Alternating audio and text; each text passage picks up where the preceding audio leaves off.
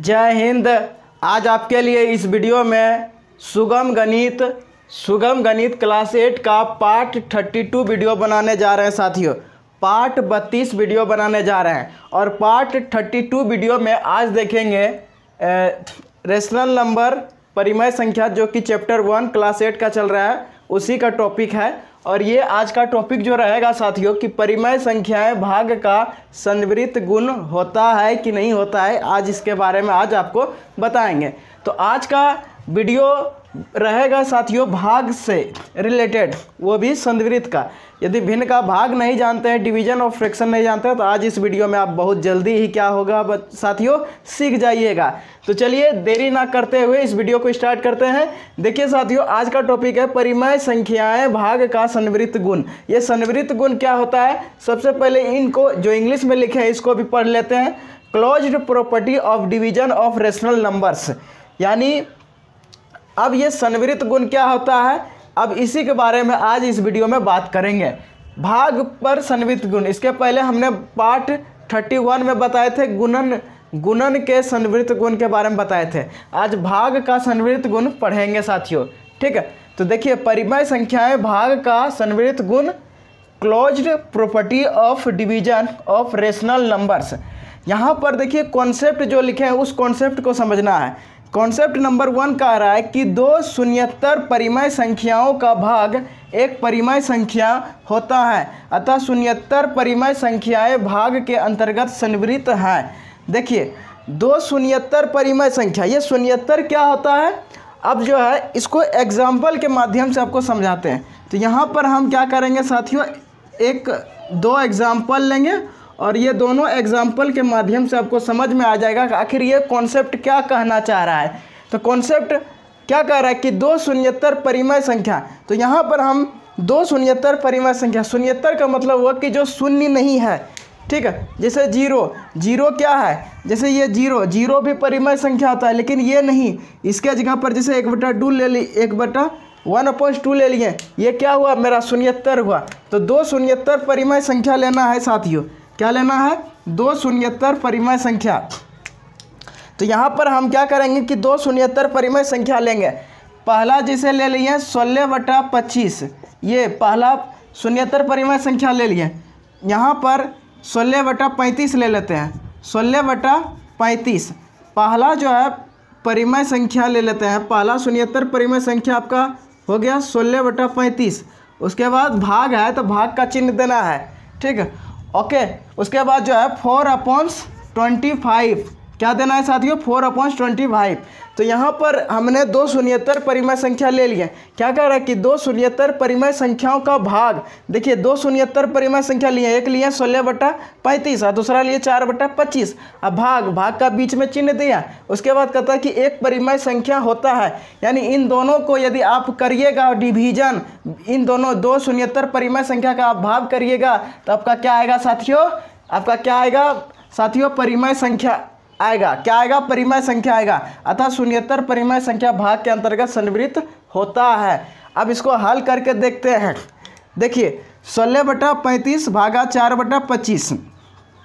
अब यहाँ पर थोड़ा ध्यान दीजिएगा कि 16/35 4/25, अब जो है 16/35 को किस में बदलते हैं, तो भाग में बदलते हैं। किस में बदलते हैं साथियों, भाग में बदलते हैं। तो यहाँ पर ध्यान दीजिए कि 16/35 भाग में है, 16/35 उसके बाद क्या है, भाग।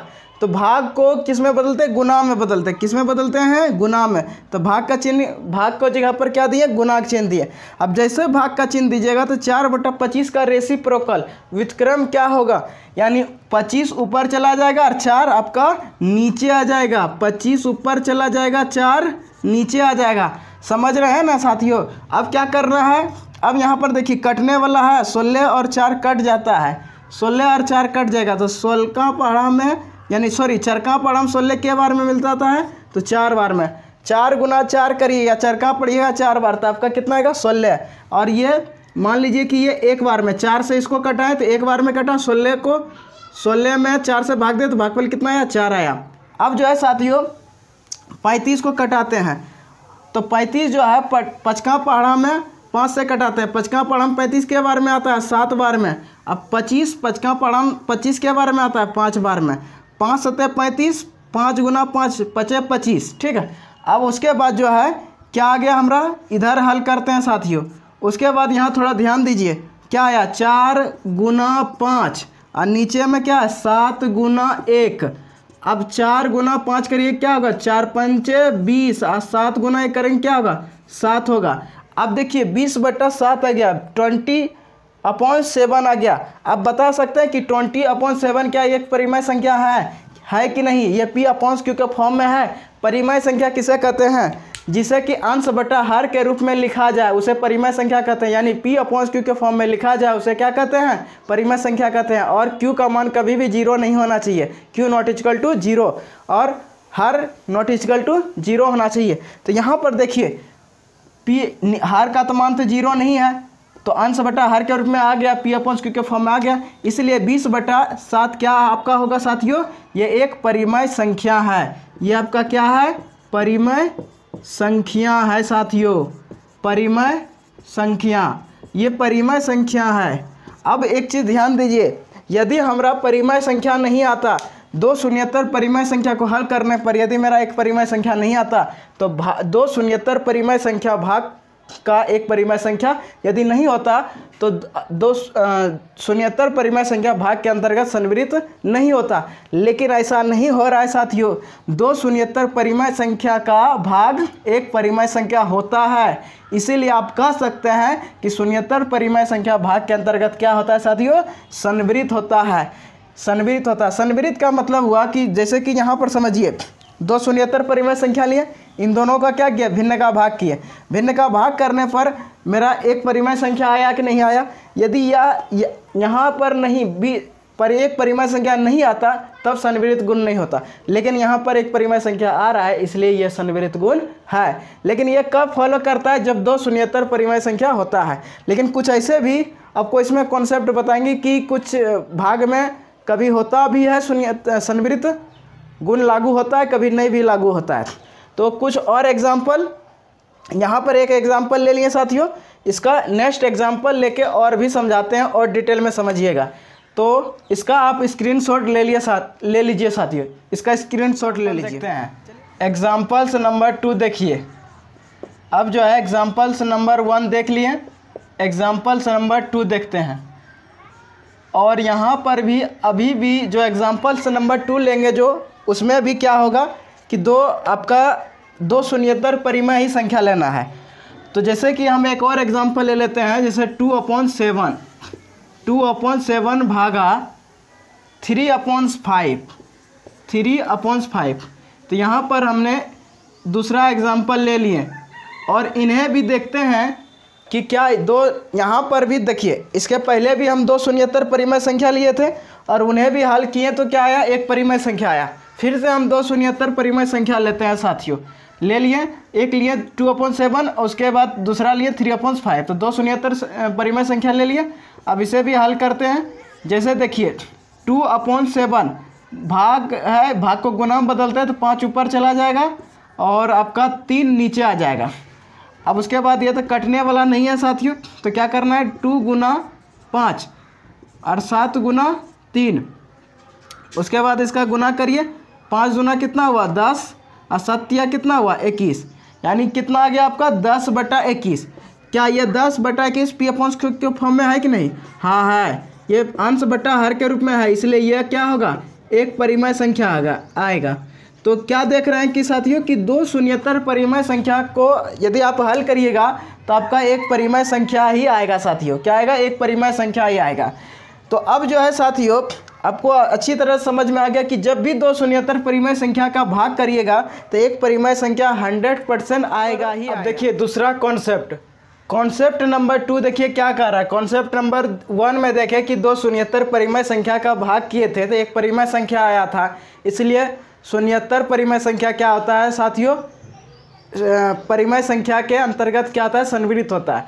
अब यहाँ पर देखिए दूसरा कॉन्सेप्ट क्या कर रहा है कि 2 परिमेय संख्याओं का भाग अपरिभाषित भी हो सकता है। देखिए 2 परिमेय संख्याओं का भाग 2 रेशनल नंबर का जो भाग होता है वह आपका अपरिभाषित भी हो सकता है, इन्फिनिट भी हो सकता है। तो यहाँ पर देखिए कि यहाँ पर एक एग्जाम्पल लिए हैं, बोल रहा है कि दो परिमेय संख्याओं का भाग अपरिभाषित भी हो सकता है। हो सकता है, क्या हो सकता है? तो अपरिभाषित। किसका? दो परिमेय संख्या का। लेकिन इसमें यह नहीं बोल रहा है कि दो शून्यतर का बात नहीं हो रहा। तो यहाँ पर 3/4 भागा 0, एक शून्यतर परिमेय संख्या में जब 0 से भाग करिएगा तब आपका अपरिभाषित होगा, याद रखिएगा दिमाग में। अब इसको हल करके देखते हैं।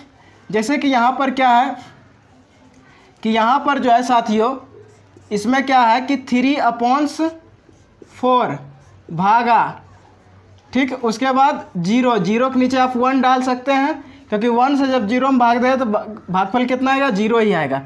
अब जो है साथियों यहाँ पर देखिए कि 3/4 भाग को किस में बदलते हैं? गुणा में। तो 1 ऊपर चल जाएगा और 0 नीचे हो जाएगा। उसके बाद क्या करना होगा कि 3 गुना 1 और 4 गुना 0 करना होगा। उसके बाद देखिए कि 3 गुना 1 करिएगा तो आपका क्या आएगा? 3 ही आएगा। 3 गुना 1 करने पर क्या आता है? 3 आता है। 4 गुना 0 करेंगे क्या होगा? 0।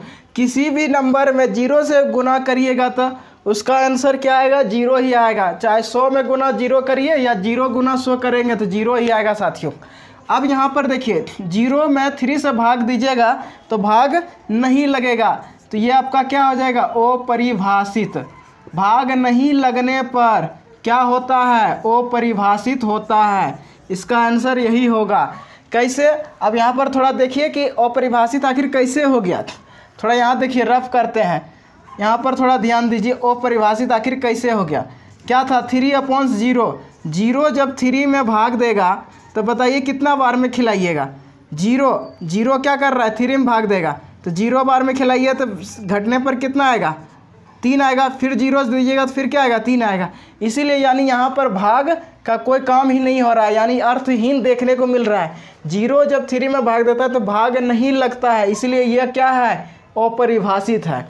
ये परिमेय संख्या क्या है? अपरिभाषित परिमेय संख्या है। यदि भाग लगता, भाग लग जाता, कुछ ना कुछ भागफल आता, तब यह परिभाषित होता। लेकिन ये यहाँ पर परिभाषित नहीं हो रहा है, वो परिभाषित देखने को मिल रहा है। इसलिए दो परिमेय संख्याओं का भाग अपरिभाषित भी हो सकता है साथियों। कब होगा? जब किसी एक शून्यतर परिमेय संख्या में जब 0 से भाग देते हैं, एक परिमेय संख्या में जब 0 से भाग देते हैं, तब आंसर क्या आता है? अपरिभाषित आता है। क्या आता है? अपरिभाषित। यदि ये 0 आगे कर दें और 3/4 को पीछे कर दें, यानी यहाँ पर 3/4 के जगह पर, यानी 3/4 के जगह पर 0 लिख दें और 3/4 जो है 0 का स्थान पर करें, उसके बाद देखेंगे क्या अपरिभाषित होगा। अब साथियों यहाँ पर देखिए, इसके पहले 3/4 0 के स्थान पर था और 0 3/4 के स्थान पर था। अब यहाँ पर थोड़ा मैंने जब 3/4 आगे था और 0 थोड़ा पीछे था तो क्या हुआ था? अपरिभाषित हुआ था। अब एग्जाम्पल नंबर 2 में वही रेशनल नंबर लिए हैं जो कि खाली 3/4 को 0 के स्थान पर रख दिया और 0 को 3/4 के स्थान पर रख दिया। अब इसे हल करके देखते हैं। तो 0/1, 0 के नीचे 1 डाल दीजिए, उसके बाद भागा 3/4, उसके बाद 0/1 भाग को किस में बदलते हैं? गुना में। तो 4 ऊपर चला जाता है और 3 नीचे आ जाएगा। उसके बाद क्या करना है? 0 गुना 4 करना है, फिर 1 गुना 3 करना है। क्या करना होगा? 1 गुना 3। अब 0 गुना 4 करेंगे तो क्या होगा? 0। बताए थे किसी भी नंबर में 0 से गुना करेंगे तो क्या आता है? 0 ही आता है। उसके बाद 1 गुना 3 करिए तो क्या होगा? 3। और जब 3 जब 0 में भाग देगा तो क्या आएगा? भागफल 0 आएगा। यानी ये क्या है? परिभाषित है। ये क्या है साथियों? परिभाषित है। तो देखिए, जब आगे में 0 रहेगा और पीछे में कोई भी एक शून्यतर परिमेय संख्या और उसके बाद भाग करिएगा तो आपका परिभाषित होगा, यानी एक परिमेय संख्या आएगा। कैसे? अब यहाँ पर समझिए कि 0/3 था, यही था 0/3। तो 3 क्या करेगा? 0 में भाग देगा, तो 0 बार में खिलाएगा। देखिए कट गया, भागफल तो 0 आ गया, लेकिन उसमें तो नहीं आ रहा था, इसलिए यह क्या है? परिभाषित है। ये आपको ध्यान में रखना होगा कि यदि 0 पीछे रहेगा और आगे कोई शून्यतर परिमेय संख्या, यानी 0 में कोई दूसरा एक शून्यतर परिमेय संख्या भाग देता है तो वह परिभाषित होता है, लेकिन किसी भी एक शून्यतर परिमेय संख्या में 0 भाग देता है तो वह अपरिभाषित होता है साथियों। क्या होता है? अपरिभाषित होता है। क्या होता है साथियों? अपरिभाषित होता है। चलिए एक और एग्जाम्पल लेते हैं और उस एग्जाम्पल को भी हल करते हैं। इसे क्या करते हैं साथियों? रफ कर देते हैं। यहाँ पर एक और एग्जाम्पल लेते हैं और उस एग्जाम्पल को भी हल करके देखते हैं। तो सेकेंड एग्जाम्पल, दूसरा एग्जाम्पल लिए थे, तीसरा एग्जाम्पल लेते हैं। यहाँ पर तीसरा एग्जाम्पल फिर लेते हैं। जैसे 0/7/8 लिए, 0/7/8 लिए तो क्या करेंगे? 0 के नीचे सबसे पहले 1 रखेंगे, भाग का चिन्ह देंगे, उसके बाद 7/8, 0/1 गुना 8 ऊपर चला जाएगा, 7 नीचे आएगा, तो 0 गुना 8 और 1 गुना 7, तो 0 गुना 8 करें तो क्या होगा? 0, और नीचे क्या आ जाए? 1 गुना 7 करिए 7, और जब 7 0 में भाग दे तो क्या होगा? भागफल। ये भी क्या आ गया? परिभाषित आ गया। क्या आ गया साथियों? परिभाषित आ गया। यानी परिभाषित कब होता है? परिभाषित कब होता है? जब कोई भी, जब किसी भी, क्या करना है कि जब किसी भी परिमेय, जब 0 में एक शून्यतर परिमेय संख्या भाग देता है, यानी 0 में एक शून्यतर परिमेय संख्या भाग देता है, शून्यतर परिमेय संख्या भाग देता है। 0 में जब एक शून्यतर परिमेय संख्या भाग देता है तब क्या आता है? परिभाषित होता है साथियों। क्या होता है? परिभाषित होता है।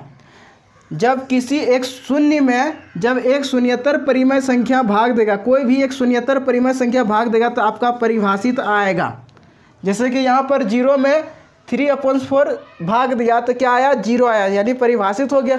0 में जब 7/8 भाग दिया तो क्या आया? 0 आया, यानी परिभाषित हुआ। लेकिन जब एक शून्यतर परिमेय संख्या में, एक शून्यतर परिमेय संख्या में जब 0 भाग देगा तो क्या आएगा? परिभाषित नहीं आएगा, अपरिभाषित आएगा। परिभाषित नहीं आएगा आपका, अपरिभाषित आएगा।